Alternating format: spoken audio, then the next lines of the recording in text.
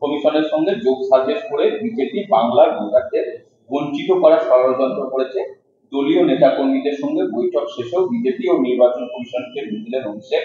Social মিডিয়ায় দলীয় নেতাকর্মীদের বার্তা তৃণমূলের সর্বভারতীয় সাধারণ সম্পাদকের দলের কর্মীদের বাড়ি বাড়ি গিয়ে বিজেপির বাংলা বিরোধী মনোভাব ও বাংলাকে বঞ্চনার কথা তুলে ধরার নির্দেশ অভিষেক।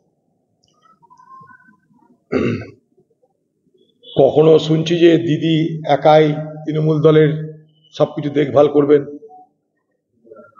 তিনিই দলের প্রথম এবং শেষ কথা, তার নির্দেশই শেষ নির্দেশ। আবার মাঝখানে খোকাবাবুর আবির্ভাব ঘটে গেছে। পশ্চিমবঙ্গে ভোটার লিস্ট নিয়ে শুধু নয়, সারা ভারতবর্ষের ভোটার লিস্টের কারচুপি, ভোটার লিস্ট সংক্রান্ত যা যা প্রশ্ন নির্বাচন কমিশনের কাছে, সাধারণ মানুষের কাছে বারবার কংগ্রেস তুলে ধরেছে।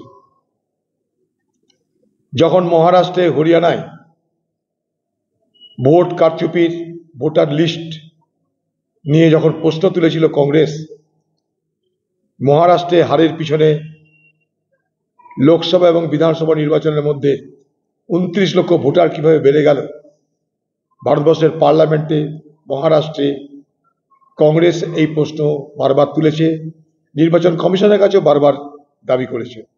সেদিন কিন্তু এই তৃণমূলের আজকের সংশোধনকারীরা কোনো মাথা ঘামায়নি। যাই হোক, ভোটার লিস্ট সংশোধনের কাজ যখন হয় তখন প্রত্যেকটা পার্টির উচিত সেই ভোটার লিস্ট সংশোধন ঠিক মতন হচ্ছে কিনা দেখে নেওয়ার।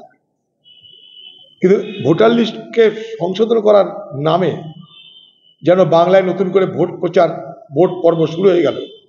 কে কোথায় কাকে ভোট দিতে পারে তার আগাম তালিকা তৈরি করে তাদেরকে ভয় ভীতি প্রদর্শন এবং তার পাশাপাশি সাম্প্রদায়িক বার্তা প্রচার করা হচ্ছে। এখন থেকে মুসলমানদেরকে বোঝানো হচ্ছে ভোটার লিস্ট সংশোধনের নাম করে গিয়ে যে এনআরসি আসছে, দিদি থাকলে কোনো মুসলমানকে পশ্চিমবঙ্গ ছাড়তে হবে না, না হলে সব মুসলমানকে পশ্চিমবঙ্গ ছেড়ে চলে দিতে হবে। অর্থাৎ এই ভোটার লিস্ট সংশোধনকে কেন্দ্র করে টিএমসি পার্টি তার সাম্প্রদায়িক প্রচার শুরু করে দিয়েছে। ভোটার লিস্ট সংশোধিত হোক, কিন্তু সাম্প্রদায়িক প্রচার বন্ধ হোক। মানুষকে বিভ্রান্ত করার রাজনীতি যদি ভোটার লিস্ট সংশোধন হয়, তাহলে সাধারণ মানুষের কাছে সাধারণ মানুষ যাবে কোথায়? তাই ভোটার লিস্ট সংশোধনের নামে যে একটা উপরে একটা খোলস পড়ে আসলে ভেতরে কোন ভোটার কোথায় কাকে ভোট দিতে পারে সেই ভোটারকে এখনই ধমকে দেওয়া, তাকে চমকে দেওয়া, কিংবা তার ভোট অন্য কেউ মেরে দেওয়ার জন্য ব্যবস্থা করার প্রক্রিয়া কিন্তু শুরু হবে। আমরা জানি, ভোট করতে গিয়ে দেখেছি, গত নির্বাচনে আমি দেখেছি বুথের মধ্যে যেখানে আমাদের এজেন্ট আছে তাদের পরিবারকে ধমকে সে এজেন্টকে সেখান থেকে সরিয়ে দিয়ে ছাপ্পা মারা হয়েছে। ভোটের ছাপ্পা, তৃণমূলের এখানে প্রচুর রকমের এক্সপার্টিস আছে, তারা পঞ্চায়েত ভোট করতে দেয় না, মিউনিসিপ্যালিটি ভোট করতে দেয় না, ভোট লুট, ভোট ছাপ্পা, ভোট কারচুপি, এটা তৃণমূল পার্টির ঘরানার মধ্যে পড়ে। তাই শুধুমাত্র বিজেপির বিরোধিতার নামে তৃণমূল পার্টি এ বাংলায় ভোট সন্ত্রাস শুরু করে দিয়েছে। যেখানে যে সরকার, যেখানে বিজেপির সরকার, সেখানে ভোটার লিস্ট কারচুপির ক্ষমতা বিজেপির। যেখানে তৃণমূলের সরকার, সেখানে ভোটার লিস্ট কারচুপির ক্ষমতা তৃণমূলের। পশ্চিমবঙ্গে প্রত্যেকটা ভোটার তাদের সরকারিভাবে তাদের নাম তালিকাভুক্ত করার দায়িত্ব রাজ্যের নির্বাচন কমিশনের, রাজ্যের সরকারি কর্মচারীদের, যাদেরকে বিএলও করে পাঠানো হয়। তাহলে ভোট যদি কারচুপি হয় এই বাংলায়, প্রথম সেখানটাই ভোট কারচুপির নেতৃত্ব থাকবে তৃণমূলের হাতে। যেখানে বিজেপি সরকার মহারাষ্ট্রে ছিল, হরিয়ানায় ছিল, সেখানে আমরা বিজেপি সরকারের বিরুদ্ধে প্রতিবাদ করে বলেছিলাম ভোট কারচুপি হয়েছে।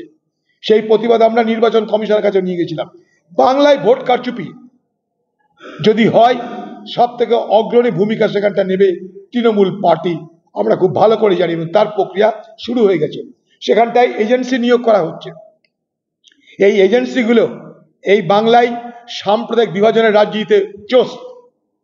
গত নির্বাচনেও আমাকে এই বহরমপুর শহর হারানোর জন্য এই এজেন্সির নির্দেশে, দিদির পরামর্শে সাম্প্রদায়িক দাঙ্গা করানো হলো এবং হিন্দুদেরকে বোঝানো হলো হিন্দুরা এক হও, এই এজেন্সির এগুলো প্রেসক্রিপশন ছিল। এজেন্সি দিদি খোকাবাবু মিলে এই সাম্প্রদায়িক বিভাজন রাজনীতি করেছিল মুর্শিদাবাদ জেলায়। আবার আগামী দিনে এই সাম্প্রদায়িক রাজনীতি করার প্রক্রিয়া শুরু হয়ে গেছে ভোটার লিস্ট সংশোধনকে কেন্দ্র করে। এই যে বাড়ি বাড়ি যাচ্ছে, বাড়ি বাড়ি যাওয়ার মধ্য দিয়ে মুসলমানদেরকে বিভ্রান্ত করো, হিন্দুদেরকে চমকাও, সব মিলিয়ে তৃণমূল আর বিজেপি তাদের মধ্যে ভোট বিভাজনের রাজনীতি শুরু করে দিয়েছে।